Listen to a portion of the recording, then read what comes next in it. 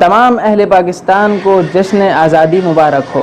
ناظرین کرام، 14 اگست 1947 کو نظریہ اسلام یعنی اسلامک آئیڈیالوجی کی بنیاد پر پاکستان دنیا کے نقشے پر جگمگاتا ہوا ابھرا اور ایک آزاد اسلامی ریاست کے طور پر سب کے سامنے معرض وجود میں آیا۔ ناظرین کرام، یہ وہ پیارا وطن ہے جو اللہ کی نشانیوں میں سے ایک نشانی ہے۔ ناظرین محتشم، یہی وہ پیارا وطن ہے جو اللہ کی خاص نعمتوں میں سے ایک نعمت ہے، اور یہ اسلامی نظریے کی بنیاد پر قائم ہوا۔ اغیار چاہتے ہیں کہ اس نظریے کو ختم کر دیا جائے، لہٰذا آج ضرورت اس بات کی ہے کہ جہاں ہم پاکستان کی سرحدی حدود کی حفاظت کریں، یہ ہماری ذمہ داری ہے، وہیں ہماری اولین ذمہ داری یہ بھی ہے کہ اس کی نظریاتی حدود کا تحفظ بھی ہم کرتے رہیں، کیونکہ اغیار چاہتے ہیں کہ پاکستان کو کسی طرح ڈی اسلامائزیشن کی طرف لے جائیں، اور اس کے لیے وہ مختلف وسائل اور سورسز کا مسلسل استعمال کرتے رہے ہیں۔ مزید یہ کہ آپ جانتے ہیں کہ 14 اگست 1947 سے لے کر اب تک اس پاکستان نے مختلف چیلنجز کا سامنا کیا ہے اور مسلسل کر رہا ہے، اور ان گنت چیلنجز ہمیں درپیش ہیں جن کا حل ہم قائد اعظم محمد علی جناح رحمۃ اللہ تعالی علیہ بانی پاکستان کے 12 جنوری 1945 کو مسلم اسٹوڈنٹس فیڈریشن کانفرنس سے خطاب کے دوران جو انہوں نے پیغام دیا، اس سے ہم سبق سیکھتے ہیں کہ انہوں نے ہمیں کیا پیغام دیا۔ وہ فرماتے ہیں کہ I have often made it clear that if the Muslims wish to live as honorable and free people, there is only one course. There is only one course open to them: to fight for Pakistan, to live for Pakistan, and if necessary, to die for the achievement of Pakistan, or else Muslims and Islam is doomed.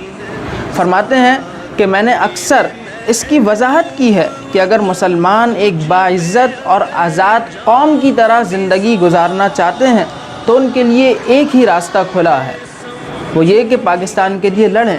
Pakistan کے لیے زندہ رہیں، اور اگر ضرورت پڑے تو پاکستان کے حصول کے لیے مر جائیں، یا پھر مسلمان اور اسلام تباہی کو پہنچیں گے اگر ایسا نہ کیا۔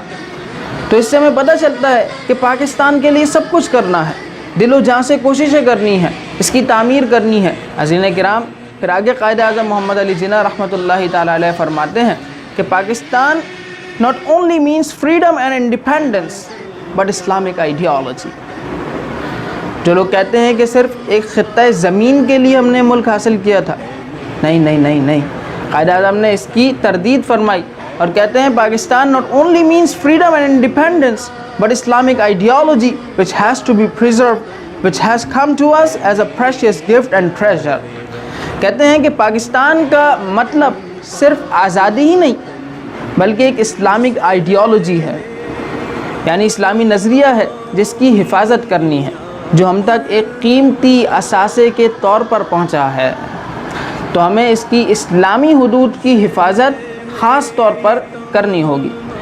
میرے دوستو اور میرے بزرگوں، یہ 14 اگست اس بات کا ہم سے تقاضا کر رہی ہے کہ ہم خاص طور پر ایک تحفہ اپنے وطن کو دیں، اور وہ تحفہ ہے اس وطن کو بہترین فرد تیار کر کے دینا، ایک بہترین فرد پرووائڈ کرنا، باہمت، بلند حوصلہ،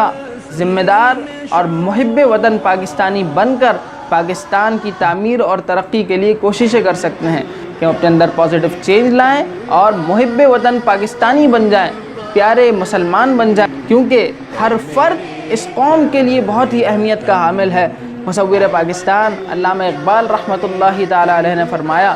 کہ افراد کے ہاتھوں میں ہے اقوام کی تقدیر، ہر فرد ہے ملت کے مقدر کا ستارہ۔